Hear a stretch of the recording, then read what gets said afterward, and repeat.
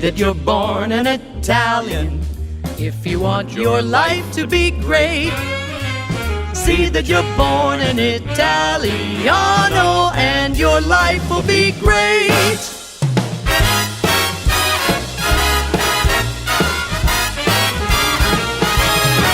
How about some Donatello? That's a nice.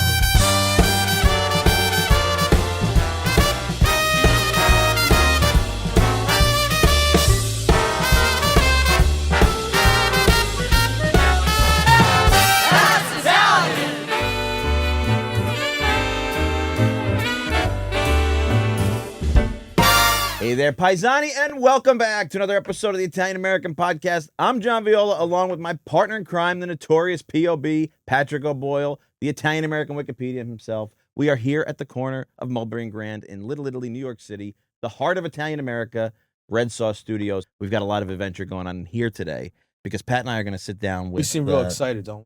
Yeah, well, you always look I'm calm. like shot. It's been a long feast. I'm mentally shot. That has nothing to do with shot. anything else. Psychiatrically shot. Perfect episode for somebody you know and love talking to off the mic. But now This we've is got the her couch. on the mic. This is the therapist couch. This is the Yeah, therapist That's couch. what. That's I what mean, we built it's a beautiful couch. It's very well Half done. Therapist couch. It's not a softy half couch. Red Sauce banquette. What better place for us to dig in with There's the, a lot of the secrets, love a lot of doctor? By the way, secrets. we have the love doctor here. Well, I want to say before we introduce you that the Italian American podcasting world is controlled by Sanzese people. That's the elephant in the room nobody wants to talk about. You're Sanzese, Sabino Sanzese, Erma's is Sanzese, Williamsburg, Brooklyn. True. You're the Hollywood of Italian American podcasting, That's fine. and everybody in the industry is Sanzese. That's very true. Welcome to the Italian American Podcast, Erma. Thank you, John. Thank you for having me, Pat. Thank you for having me. Yes, you're outnumbered for sure. That's It's right. not Sanzese. It's a 100% Sanzese industry. I said to John, like, you people have captured I wonder Italian why. American Wait, podcast. we're going to get into that, but I do have to comment on something you said. I talk about this couch, right, Ava? Ava's my producer before we even came here. This is the best podcast setup ever. It's pretty good. Because that's his brain. See, you go in this room, that's the doorway to his brain. I tell you about all the time. See this? There's not an square centimeter of this room he did not curate. Everything here is curated. Because he's got the eye. God bless you, Benedict. You got the eye for that. 100%. I think that's my Tweet, Sicilian tweet. side. Yeah, that's right. No kidding. Yeah, I'll be blind right. tomorrow. I'll come out blind out of the shower tomorrow. People don't understand that Italian American podcasting is the greatest magnet for the Malocchio ever. People true. come on our show. Yeah. Their car breaks down on the way No, home. it's, Nikki, put a picture of our chandelier. We made a chandelier with 7,000 cornicelli Love it. hands, the Love elbow, it. because you need the extra protection. The more, the better. The more, the better. As a matter of fact, in that red bag, I have two little packages, one for John and one for Pat. You'll know as soon as you see them, because a little extra protection never hurt nobody. Goes a long way. Let me ask you a question. Yep. You are an expert in this Malocchio from a real perspective, Yes. too, right? You got trained the whole thing. My mother trained me. Yeah? When? How old were you? I was like, well, it's funny because growing up, people would call paisans, right? And they'd be like, in Italian. Say it in Italian. Say it in Sanzese, and then we'll translate. All right. So my mother, so my family went from Sanza to Venezuela. Wow. Oh, yeah. So, there's a community there. Right. Yeah. So back in the day, there was no Italian TV station. Right. It was Spanish. So she used to watch novellas at night. No pause, record, this, that. So she'd be watching her novellas from 7 to 11. And if that phone rang, she didn't care who was on the other line. So the phone would ring, and God rest their souls, will pick a gentleman, Antonio Corco. That was his name. I'd be like, hello. And he'd be like, Edminia, that's my full Italian name, Edminia. Edminia. And Gemma. And she'd look at me from the living room, and I'd be like, oh, hello, Ndo. And she'd be like, No service. like at that, these hours. right? And I knew why he was calling. And I'd say, no, I'll tell her that you called. Because she would take the Malocchio for him. Wow. And another gentleman, Danino, his name was, and there was tons of them. But I remember those two men calling. And then, so when the commercial came on, I'd be like, "Ma, Donnie's like, I'm on la fangulo." And I'd be like, "Ma, but they're calling you." She'd be like, "No, I did it already." She's like, "I'll call them later." And when she was done with her show, she'd call them back. "Go wash your face with cold water. Do the scissor. Do this." Did I bring a cigarette in on the floor? Oh my God, I'm so embarrassed. Don't worry about it. So I grew up in that life. People would come. One of her friends would come right away. She'd say, "Fatafere, aver Yeah. in your pocket." Yeah. Could I just interrupt for people who don't know? So if you're not watching us, I don't know how I would describe this audially. But there's another the Cilento and the Val di Diano, besides the fingers the like horns, this, the hands and the they horns. have it. It's like a fig. They Right. call it. It's like a. Afere. It's, Yeah, like it's your this. fist, but your thumb is placed between your pointer finger and your second finger. And you hide it. And you hide it. And you hide it. And I always would say, "Ma, but why? Is she bad?" And she'd say, "No, that's just how she is. She's not wishing bad on you. But if she says, oh, Edminia," again, that's my name, she's got a lot of friends, always in Italian. She goes out a lot. My mother used to say, yeah, she goes out. It wasn't in a bad way, that jealousy, but my mother would say they just can't help it. So she used to say, when she comes here, do our feta. Because once I was like, "Mom, my head hurts, Yeah. And then another time that my mother said, she's like, "Now I know what it is." So at 16, Christmas Eve, she was like, "You got to learn. You're gonna learn the family trait. You're going to learn it." And I did, and it's words, superstition. So a lot of people. Hold on. I'm going to give my. What do I want to say? Not my 2 cents on this. That's the simplest thing. because- Shocking, but go ahead. No, but my 2 cents is always for a reason. It's in defense of it. Mhm. Because people don't understand it, so they write it up to Mm-hmm. superstition because they don't understand the history of it. South of Italy, up until the time of the Normans, I think we answered to Constantinople and not to Rome. That's very true. Yeah. And when we were controlled by the Byzantine version of the Roman ritual has exorcism for the evil eye. So the Greeks, when I say the Greeks, I mean Greek Orthodox. Eastern Orthodox. the Orthodox churches in their Right. books have exorcism for the evil eye. So, and that's from what I've been told. The Byzantines, meaning the Catholic Byzantine, so it's their version of the Roman ritual. I forget what it's called in Greek. So it's not like this came out because we were like, "Oh, you're you're superstitious." But what happened was when I don't want to say subjugation, but when we fell under the authority of Rome, right, as opposed to Constantinople, and we went Latin right, a lot of the things that were Eastern just kind of fell into folk tradition because we were no longer Latin. But if you go to a Greek Orthodox priest, they have prayers to take off the evil eye. Pat, can I say something? Yeah. I hope you don't want to battle with me because you're talking so smart. I'm a high school dropout. I'm on your side. I'm on your side. What he's saying is, No matter what I do, I get beat up. no, what he's saying is, people out there, they write this off. And the thing you said that's most important to me, and I learned this actually doing the show, you said she can't help herself. It's not like, it's not like any of us believe somebody's out there going like this to people and thinking they're sending magic spells. It's an energy that you give off and an effect in the spirit, without doing it consciously. You're not doing it consciously. I'm defending you. I know. But I'm saying I want to bring defending on me because you know that if somebody puts the Malocchio on, I'm the only one who can take it off. Call Erma. That's for Call sure. Erma. But what I'm saying is I want to bring a Greek Orthodox priest in because they actually have the exorcism prayers against the evil eye to give the theology behind it. There's real religion. So there's real religion behind it. So what I'm trying to say is that people don't understand where it comes from. So in their own ignorance, when I mean ignorance because they don't know the background of it, they condemn it as superstition. And then sometimes it can go into superstition, but the roots of it are Christian. Yeah. And they don't understand it. And people have a propensity to condemn what they don't understand. And that's true. I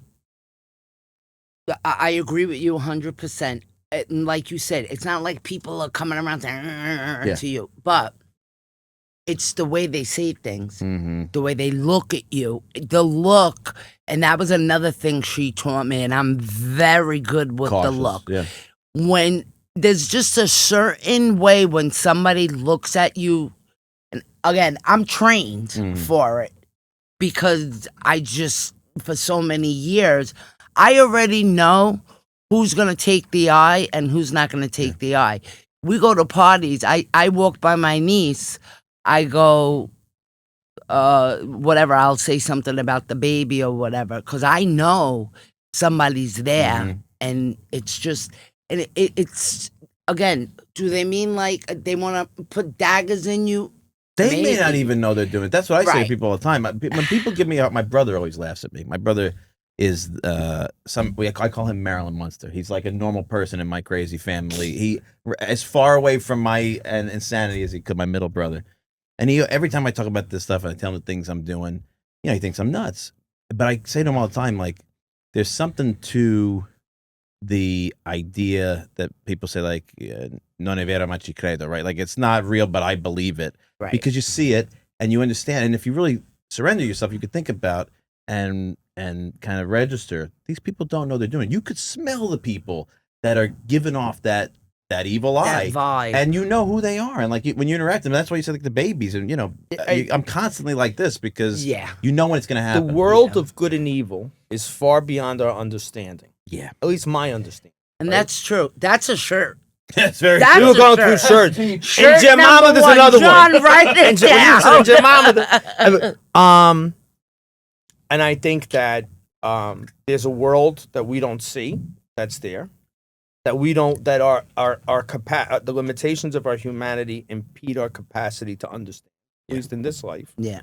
And I don't understand it. I'm never going to understand it. And there's very lettered people who spent lifetimes in our age and centuries ago studying this stuff. So I leave it to them. But at the end of the day, we can make a lot of great T-shirts. We out can. of these phrases. I want to tell you You are the. Can I go through? Manachoya cry. Manajoya cry. Now you want to translate that a minute? Do you want a story? Sure. I'm gonna throw it out, and you're gonna translate it. So I'm gonna give you a real Sanzeza version because that was what my mother spoke at home. My dad died when I was 5, so I don't remember anything. But my mother was true Sanzez. So she had a little clique of friends, Kumari, how they call people, Juanina, but there was 10 Juanina. So how did they know this Juanina? Juanina Vedova. Juanina the widower. Or the widow, whichever one it is. Yeah. Which one is Widow. it? The widow. But that's how they would, and that's how we would say, oh, Juanina Vedova's on the phone. Okay. This lady, Mary, she was the sausage lady, and they had those names like soprannome, Yeah. Maria de Tut.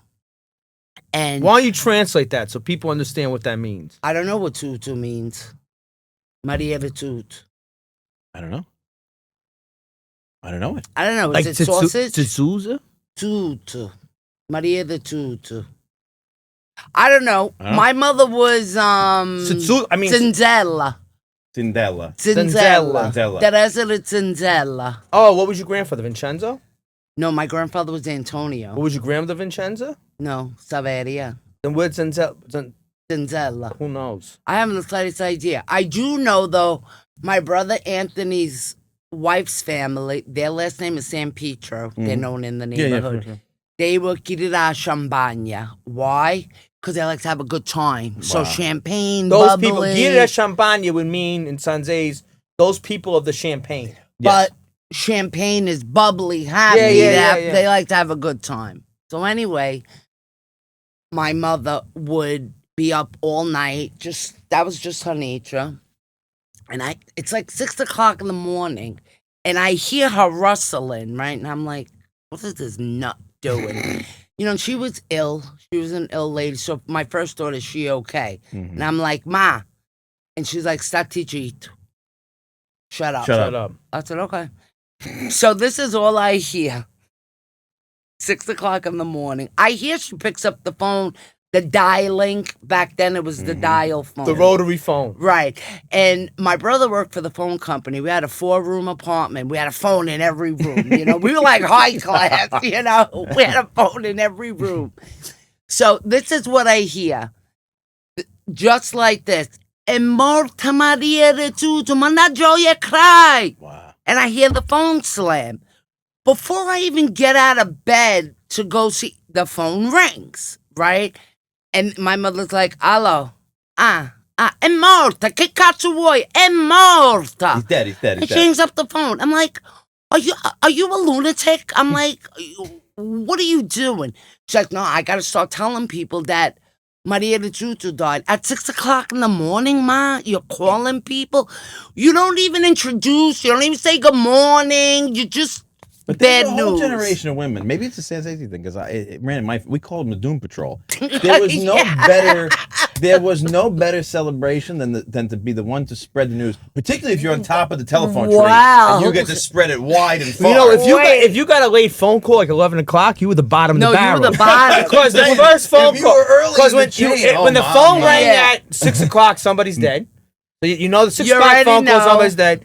Then by the time, but if you're going to go to call at 8 a.m., 8:39, You're an afterthought. I'm an after. Yeah, correct. that you may have been Marona. I didn't call them. Let me call. Yes. So, After you talk about Yeah. it, oh, I better call. Right. Fill in the blank. Wow. So my mother. It's can you say it's sick how we all get each other. I know. I we know. all It's nobody just has to explain this. We It's all get. crazy. So like there was like a group of ladies, all neighborhood Sunzes. They were all Sunzes. Kumari, this, that.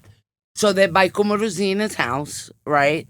214 Frost Street, never forget. And they're waiting for Tessie Biancoli to come. Now they get a phone call. My mother got a phone call again, soprannome. Someone in Italy, Kuma Maria, she was a Kumari, right? Kuma Maria de Candilena died. It's a candy. Candilena.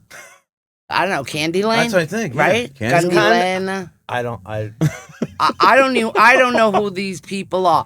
But I heard her all morning on the phone.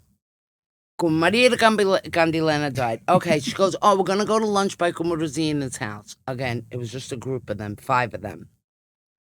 And when they were together, whatever you heard, you never repeated. And I made the mistake once walking in from the living room and I said, oh, what'd she say? And in front of my mother said, what happens here is none of your business. Either go to your room or get out. I was like, all right. So now they go to Kumaruzina's house. They have this spread. Now this Tessie's coming. Now Tessie was best friends with this lady that died in Italy. So my mother said, look, she was hilarious because she had to be the one to say it. Of course, yeah. Right? She didn't care about Tessie's feelings. No, she said, you're the right. news agent. She said, we're going to make her come in. We'll make her eat. Calma, bella. And then before coffee, we'll say something. So they all right. Funny. And she was like, te raccomando. You know what that means? Yeah. Right? What does it mean? Like I'm I'm giving you giving orders. Yeah, like, I'm giving you. I recommend. Yeah, I'm suggesting to you. Yeah. Don't say nothing. Yes. Kumatreza, you're right. We're not going to say nothing. The bell rings. It's not even her house. Te raccomando. And they're like, she was like the boss, and she was the youngest one, but like by 30 years. Wow. You know, with her friend. And she was the first one to die, though. That's sad. Yeah. So anyway, the door opens. She comes up the stairs. Kumaruzina lived on the 2nd floor. Tessie opens the door. And this is what my mother says. Now, again, slang, you know. No, it's not slang. It's Sanzese. It's a language. Sanzese, yeah. It's a language. She says to her, e partuda come Maria de Candilena, state strafogate mo. What the hell did you? She was like, Madonna. She almost fell back down the stairs.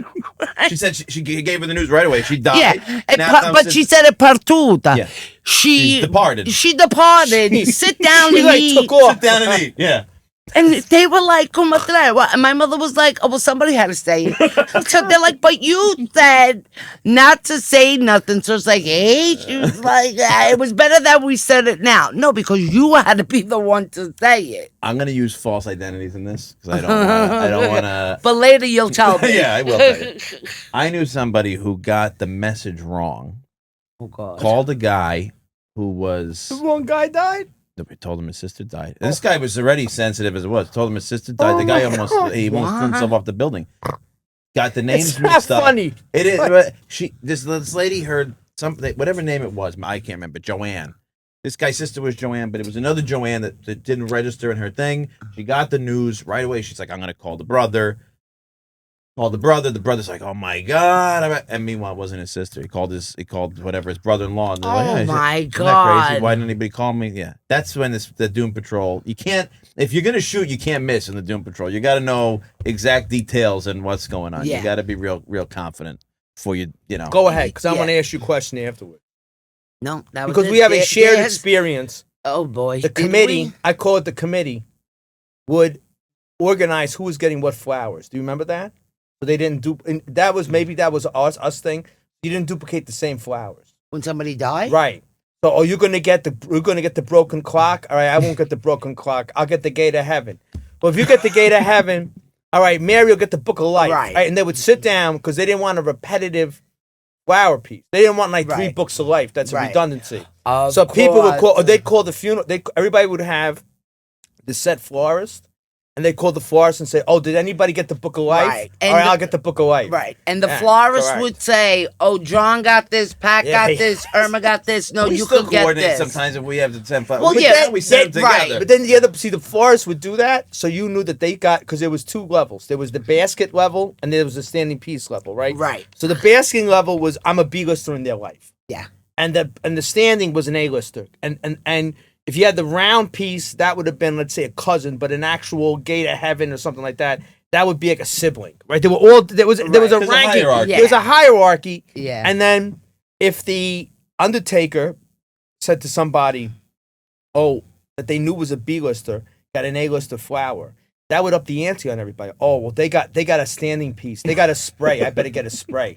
I was going to get a basket, but now Tessie got a spray. I better get a spray. And then everybody would you would constantly up in the ante on the flowers. Yeah. Well, because you think you're going to send better flowers than me. Then there was, That's not you know what? happening. Then there would be the expected, if the florist knew the deceased, the florist would have to send like a dozen roses. Yeah. And then they'd say, oh, look at all the money we spent on flowers. They didn't even say, there was so many. Yeah. Right. There's a lot of Chetamonians. There was a lot of charm. And then even the undertakers, what room did they get? So if you had a funeral parlor with 3 rooms, well, she was 106, only had 2 relatives. We're going to put her in Chapel B because that's the small one. He was the CEO of a company. They put him in Chapel B. He should be in Chapel because the undertaker rooms had letters. There was the big one. There was the one that you'd separate the walls so Or it'd be then you longer. could open it if you need it. Well, Can I tell you one story? Because you got me on this. Who knows in my life I'm going to tell the story in here again. I have to. believe me, I got a feeling you're going to tell the story. I gotta put because you're taking all this out. You getting me riled up with this. They got there was an undertaker I never seen you so excited. because the Italian Death Watch story. We love this. This is like It's is true. like Did we my realize my the grandmother, my aunt. I've said something to my grandmother, my aunts. Somebody died and they had a phone call on should they wear black stockings or not. So they're gonna wear black dresses, but they thought, is it of the level of black stockings or sheer stockings? Because they didn't want one to wear black stockings, the other one wears sheer, and then it would look disrespectful. Of course. They didn't have uniform. I knew an Italian person in a certain community. They had every Italian neighborhood has 2 funeral parlors because if you fight with one, you can get You way go to to the the other other one. The kids were going to send this person to a certain undertaker, but the mother fought with the undertaker, and she goes, "If she gets me on that embalming table, she'll smack me around. You better not."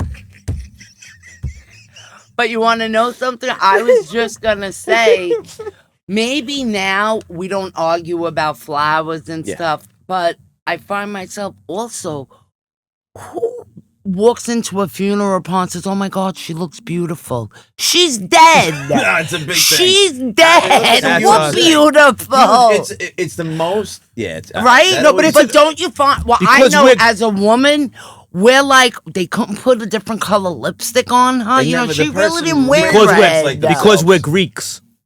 No, we are. We're genetically Greek, and we mourn the way the Greeks did. So we have, it's like a vertical in response, right?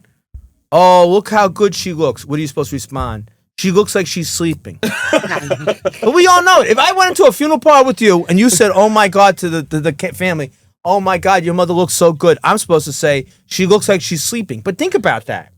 that puts them at ease. Yeah. No, it does. Right? We don't give ourselves credit. So because Anglo-Saxon America dumbed us down to morons, right?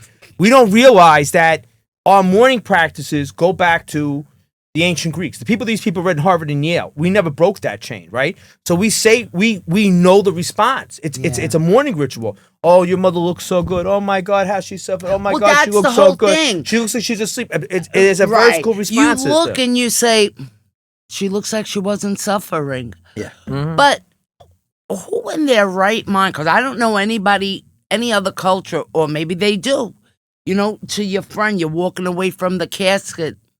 She don't look like she suffered. She looks like she's in peace. She's dead.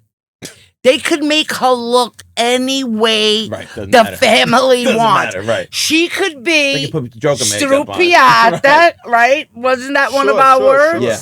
And they would fix them. Yeah, it's true. You know, but because the it's theological, like medicine. It's like words it's like the words as medicine for the soul. You're giving that person relief with these Chetamania words of how good. Yeah, but there's theology to it.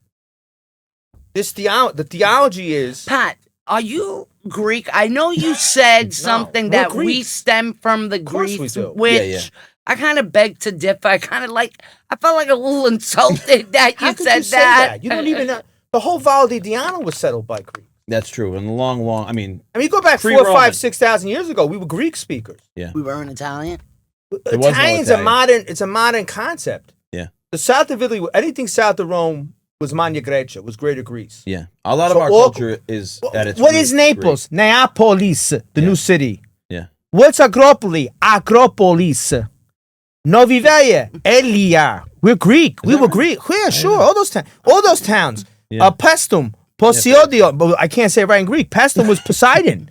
Yeah. So we're Greeks. The Romans came later and conquered us. Remember, we spoke Greek at home and spoke Latin in the marketplace.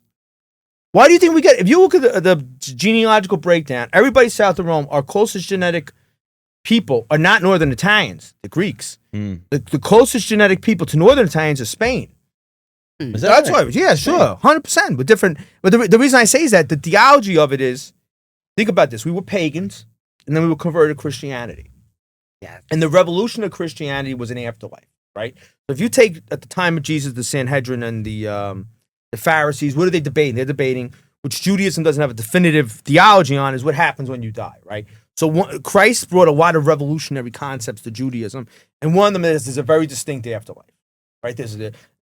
Christ talks about the afterlife constantly, right? And that's the revolution in Judaism, because a lot of the Jewish religious authorities who had problems with Christ, amongst other things, was his interpretation of the way he explained the afterlife, right?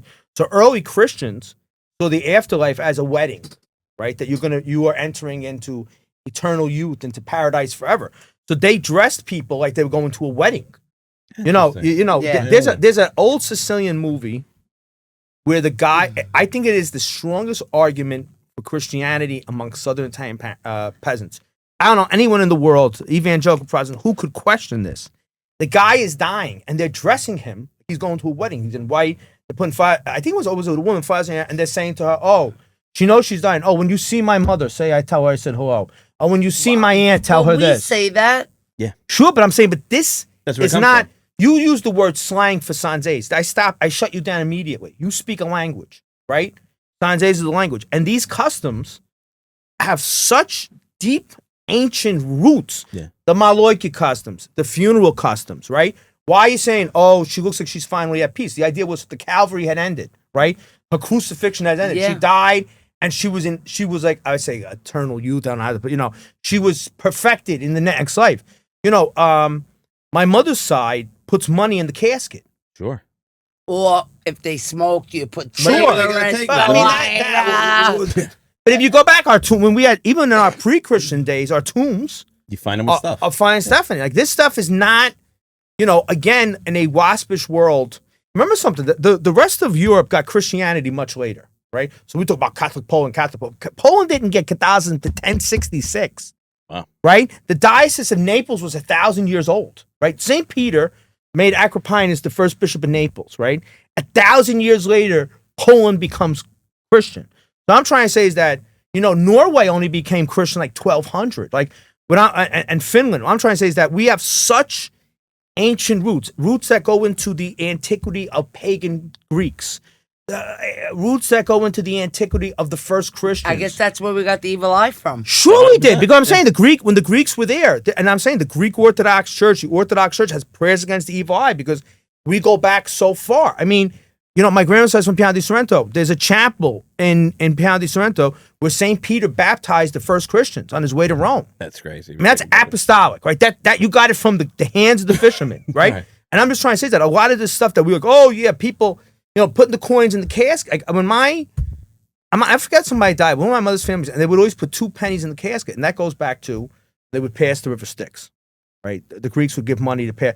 I said to myself, like, I know. Well, for the audience out there, the Greeks would give, which was also Egyptian, right? The Egyptians had a similar thing. You'd give money with the dead, 2 coins, so that they could pay to get across the river into the afterlife. That was the people in Calabria would put bread in the casket because when my friend's grandmother died, a candle to light they would put a lot of symbolic stuff in there. And it's not I have a buddy of mine who's Sicilian, Dr. Rosa. He's been on the show. I'm going to tell his story.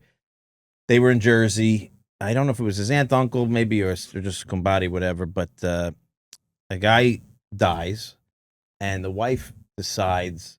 This guy was very informal, apparently, right? He didn't want to go to church. I'm laughing because I can't even imagine what you're going to say. It's like but it won't seem strange to you. Yeah. Guy dies. The wife says, got to put him in his best clothes, right? Because he's going to the wedding, right? And this is afterlife. And the guy was a very informal guy. Didn't go to church, and puts him in a suit. Puts him in brand new shoes that he refused to wear for years. He hated. They were uncomfortable, and she puts him in the new shoes. And they have the wake, and they have the funeral, and blah, blah. And she starts having dreams where he's coming to her. That was my story from Nikki Grillo. That's your story. Nikki Grillo. Nikki Grillo, the Undertaker in Jersey City. That's John Rosa's story. They put the shoes in the plastic bag with the brother-in-law died. I think John Rosa knew who that was. I think that's his story. Nikki Grillo. I mean, that's a Jersey City. Whether it could have happened in Hackensack. If I'm starting to mix up stories, I need help. That was Nikki Grillo. Nikki, give Nikki all credit. So then why don't you rewind and you want to tell a story? Nikki told me the story where you already had it, where the guy said to his wife, "Bury me in my sneakers." We're gonna do a little interruption, but I think it's gonna be funny. Yeah. Keep talking. So she said, "Bury Nikki." And then you can say. Nikki told me so. He said to his wife, "Bury me in my sneakers, so I'm comfortable in the next life." And she thought it was a disgrace because Italians have the thing of putting new clothes on people in the casket. And when he died, she put a brand new pair of shoes on him. And he kept coming to her in her dream saying, "I asked you to give me the sneakers. I'm uncomfortable in the sneakers." So when how that came up is, when her brother-in-law died, between the 2 to 4 and 7 to 9, between the 4 to 7, she shows up alone and said to the Undertaker, "Here's my husband's sneakers in a plastic bag. Put them in the casket with my brother-in-law."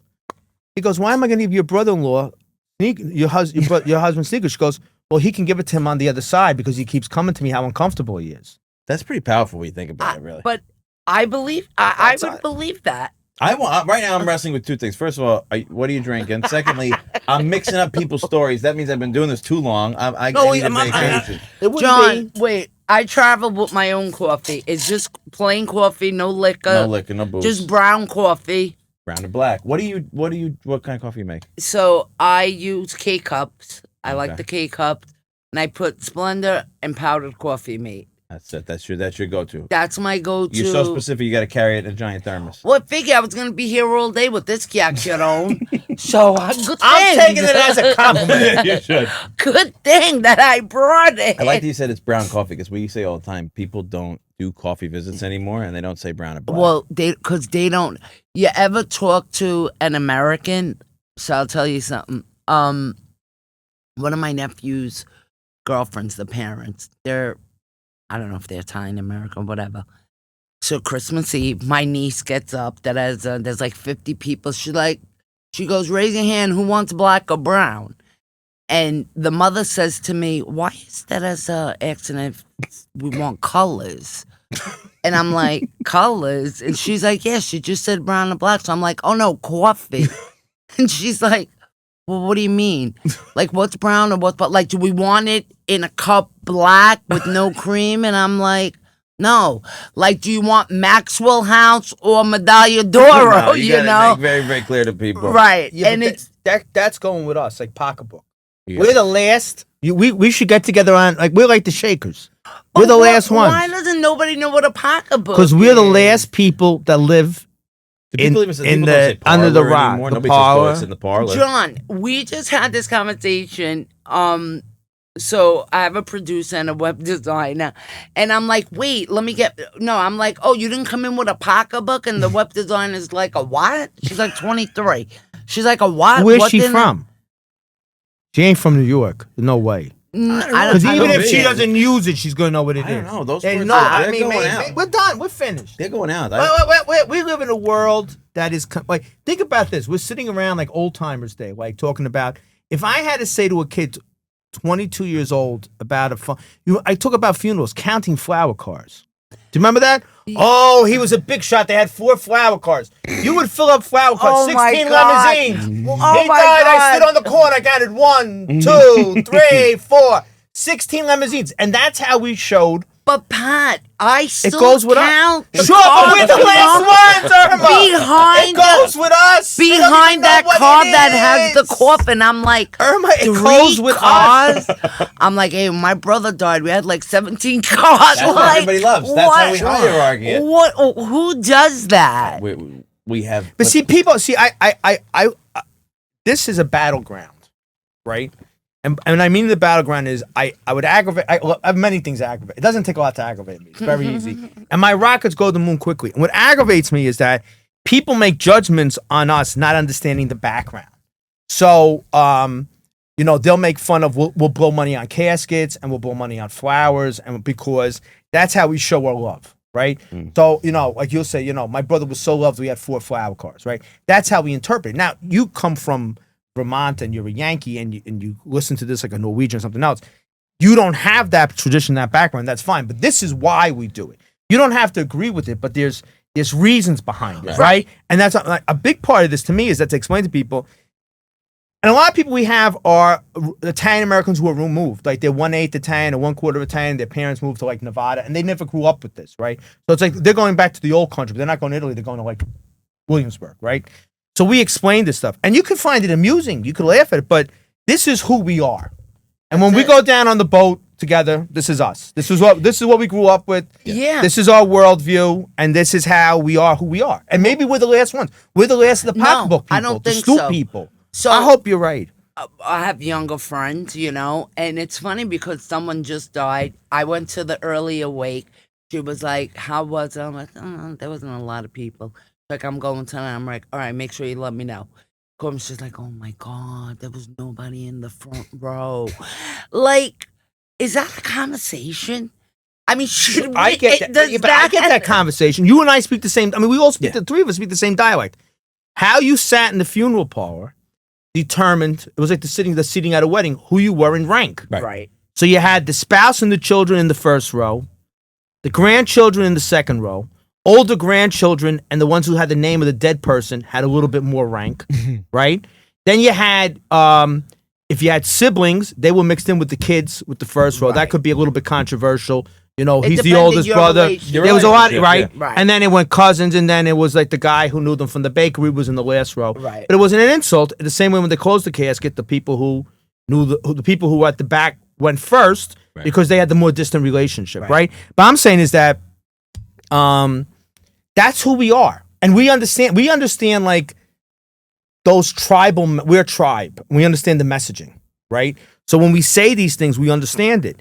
And I think outside people don't understand it, but I don't want to dominate this, but what gets me going crazy is they connected with ignorance because we held on the longest. Because the people who got formal educations and who got out of the neighborhood, the way that they showed their non-Italianness was, we didn't do that, right? Oh, when mom died, we didn't do that and part of it is the desire to assimilate. But we don't do that, right? Can I give you another quick funeral story? That just cut me off. That's why you wedding. You just cut me out. People never know. We can talk about funerals all day. But my Italian American priest friend of mine told me a story from about 1975. He was a newly ordained priest, and a old Italian lady had died, and her American-born kids. They had a family business, and they were gazillionaires, and all the limousines and all the flower cars and everything else.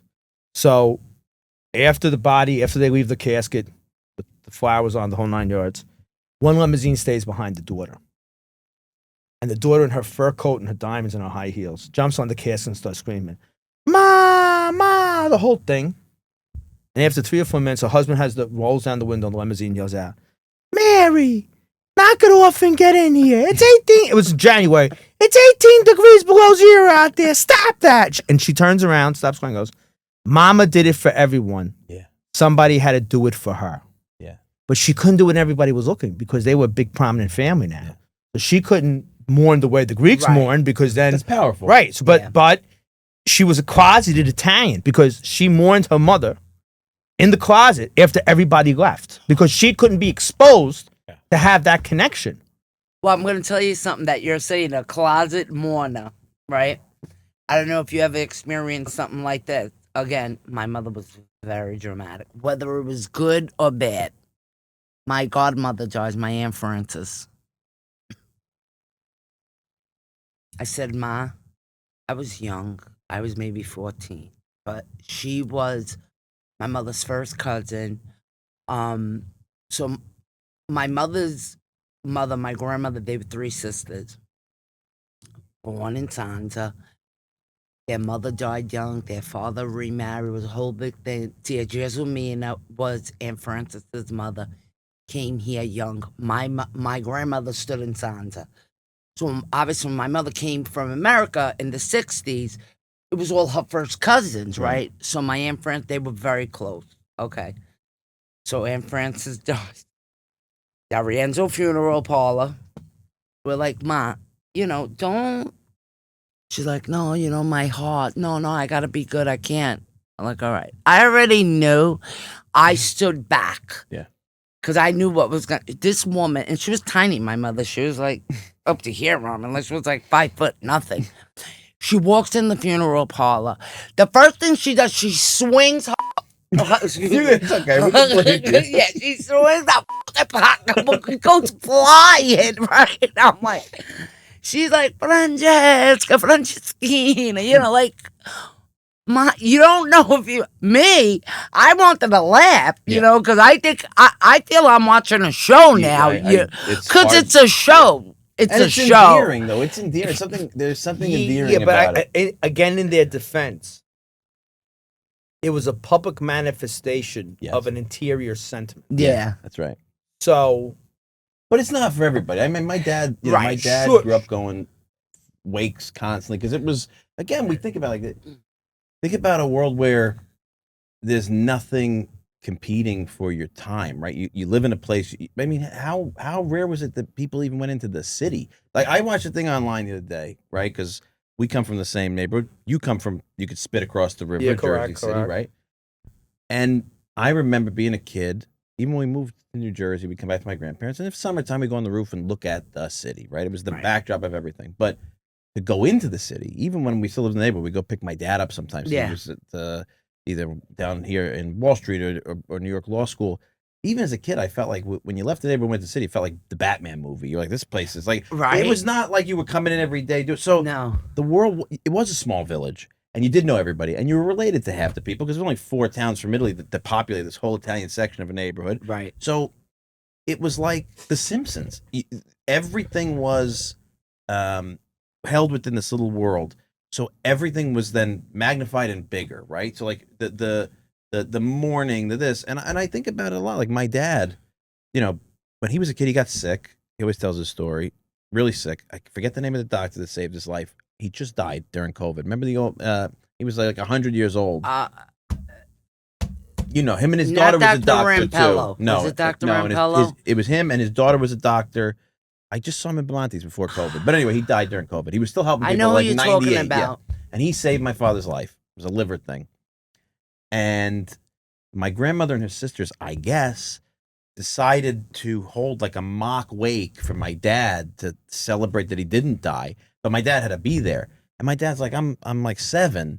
And this just completely rattles my brain that I'm like basically at my own wake with my aunts and my mother. And like, there's a lot to unpack in that kind of stuff. Yeah. So you can see where like there's human limitations to what people are comfortable with. We got to put 2 subcategories to that. Yeah. Subcategory 1 of why we laughed at it was There were Was people. it Baracelli? Yes, I think it was Dr. Baracelli. You know, that was killing me, right? You nuts, I know. Yeah, that Dr. was making me Baracelli, yes. nuts. That's a I guy who didn't saved know. my I dad's couldn't life. remember Very Dr. good. Baracelli. Yes.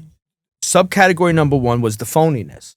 Yeah. So some people would go and scream and yell at wigs because they like attention and they were, Right, no. I didn't talk to her for 30 years and now I'm going to throw myself Right, on the casket. no. So there was a lot of hypocrisy Yes, a and lot of- theatrics. yes. So you also had the person who was absolutely brokenhearted at a death, and you also had Yeah. the ones who came in.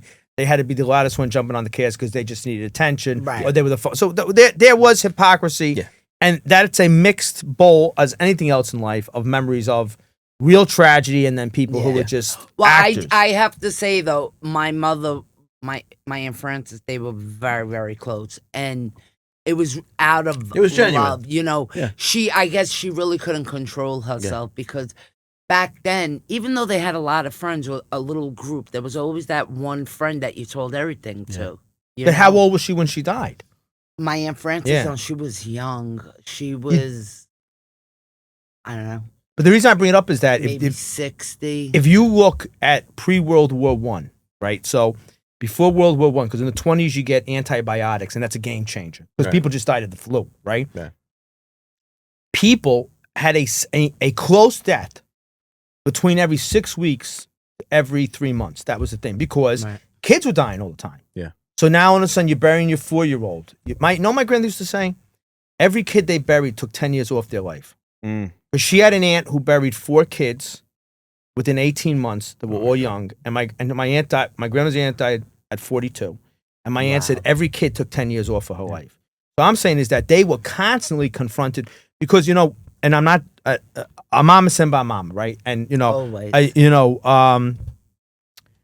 you could lose your mother, like a friend of the podcast at 106. She's still your mother. Yeah. You're 106, she's still your mother. But we're conditioned now for old age, right? Barring cancer and stuff like that. We're conditioned that people live a really old age, they have a ripe old age, and then they pass.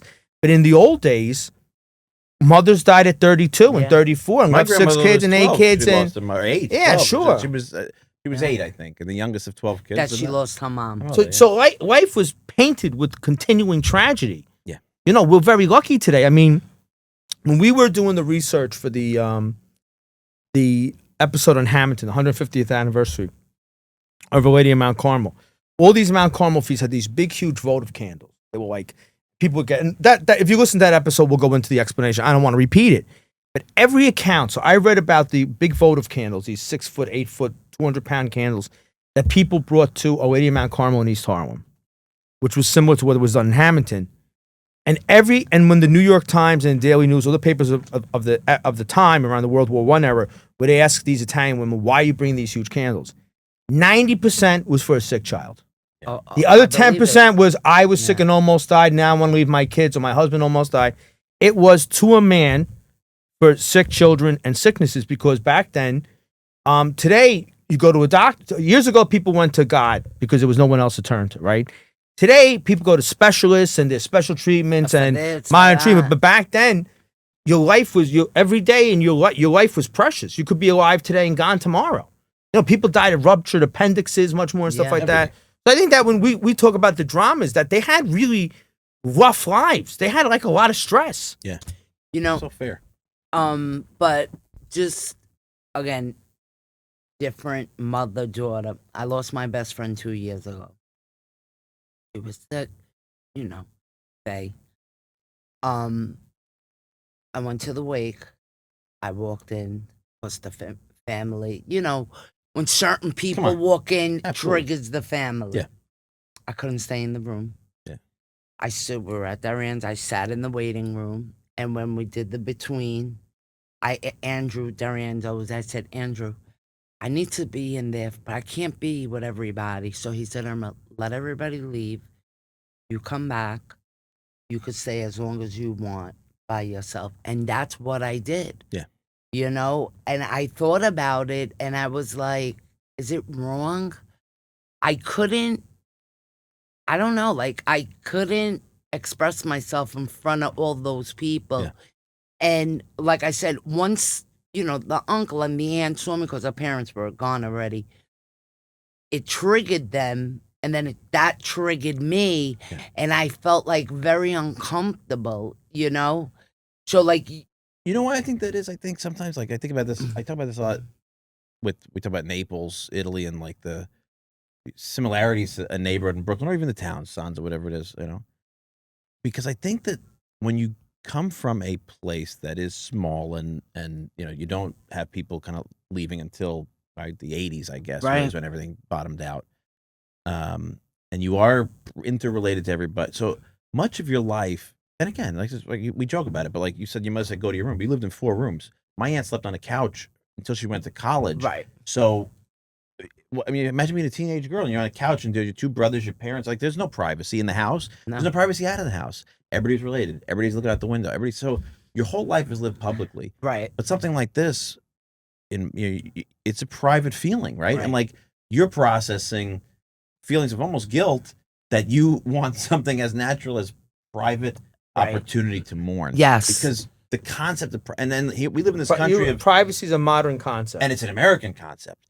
In Italy, everybody knows, and it's a joke, right? What's the security system? It's the nonne in the windows, but that's real. Your life is lived out amongst the community, and it might be related. Who got this? Like imagine like you get divorced.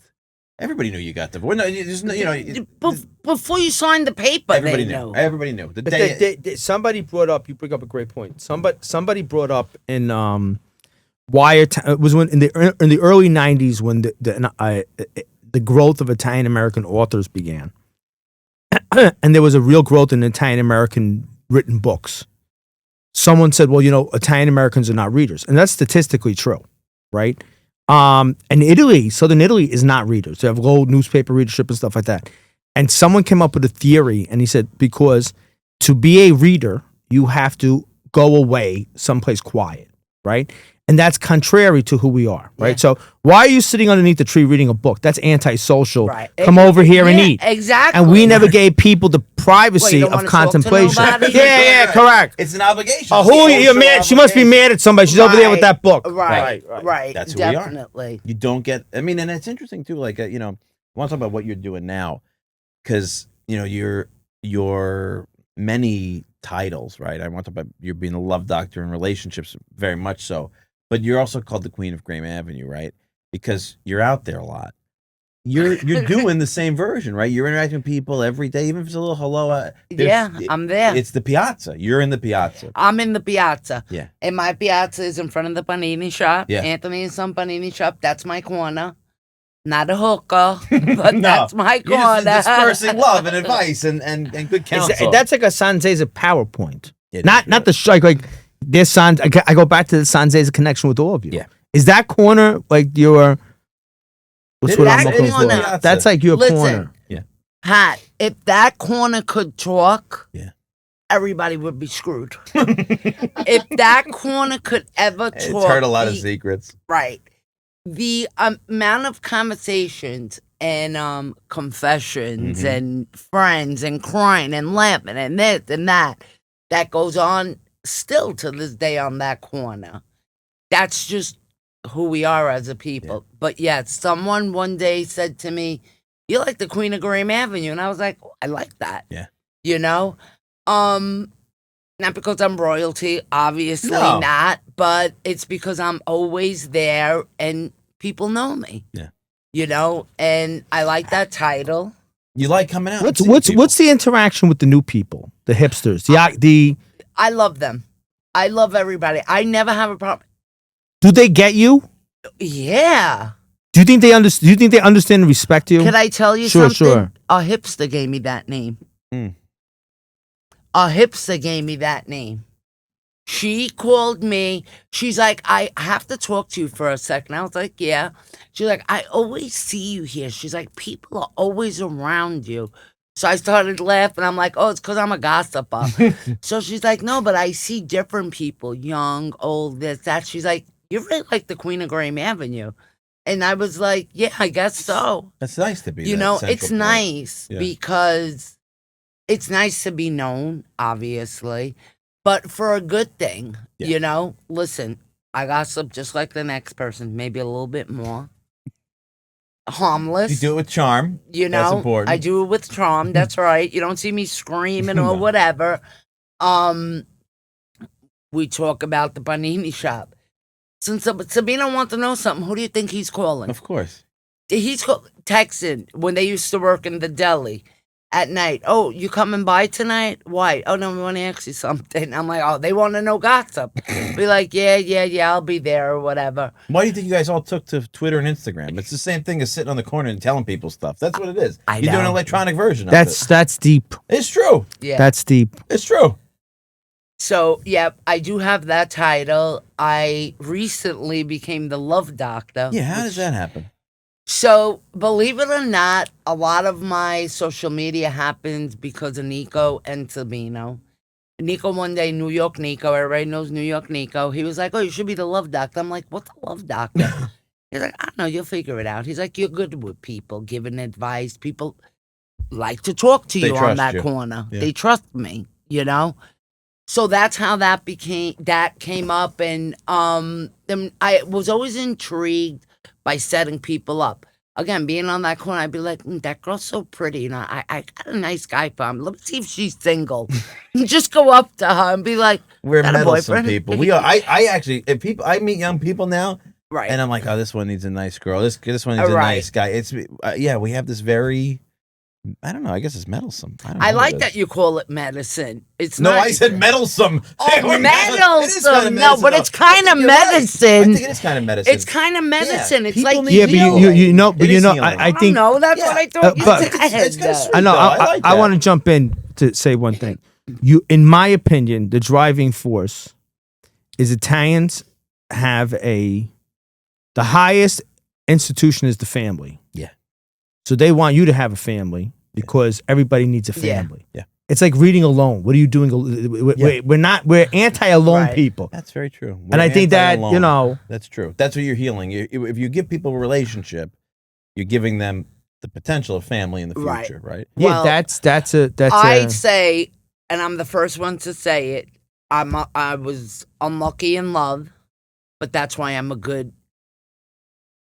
matching people up. Yeah. Because I know what's good, what's not. I know a red flag when I see it. Yeah.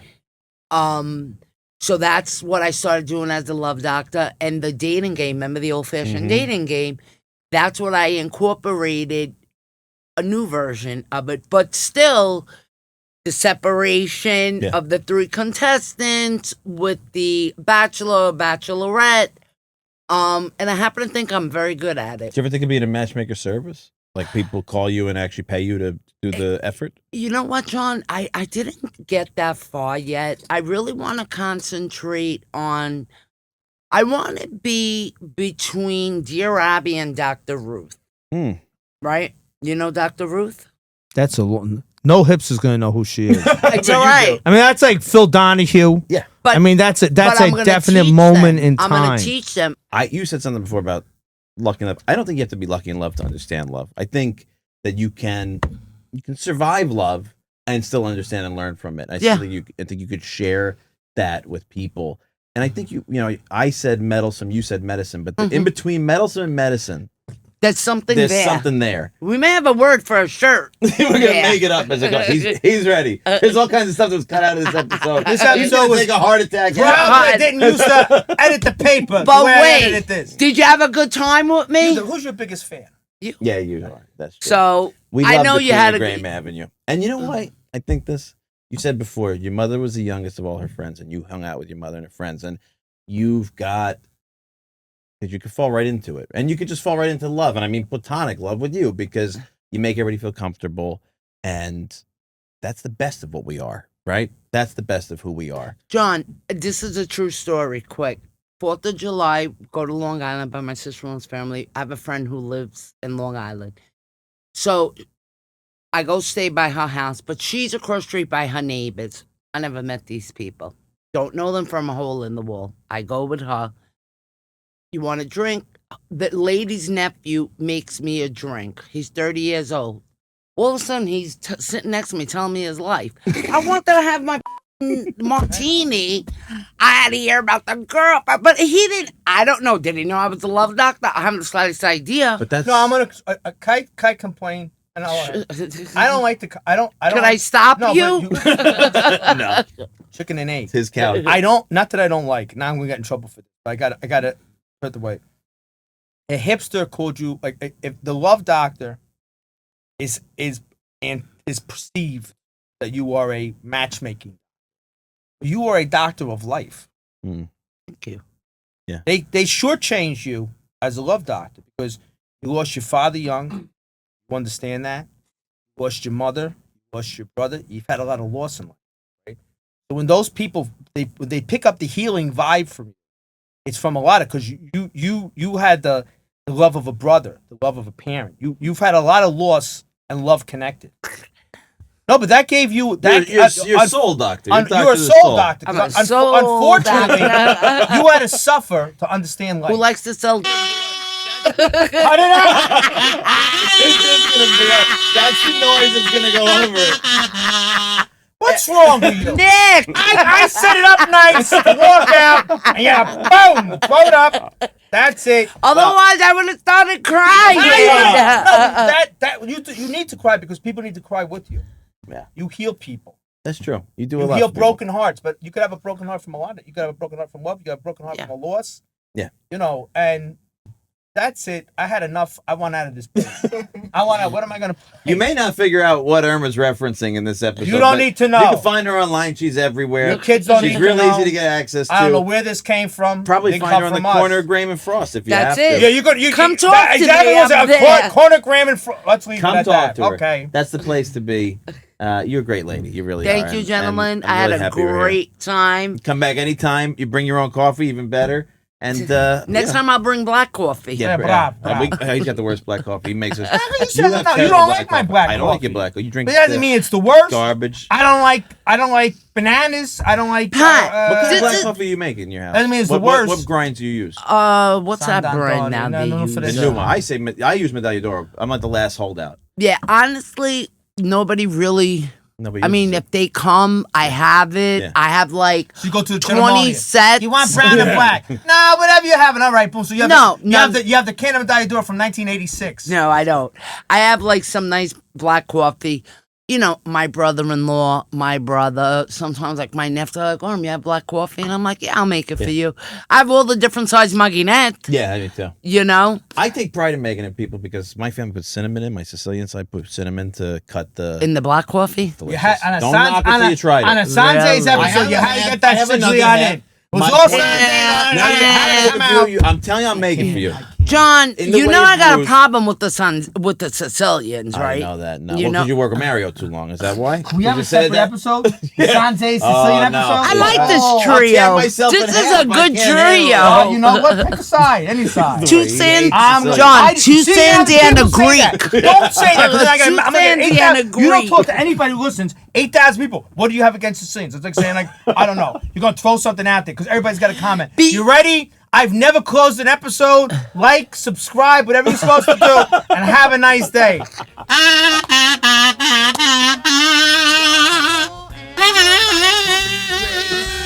Thanks for listening. We'll see you next week. If you want your life to be great, see that you're born an Italiano and your life will be great. See that you're born an Italiano.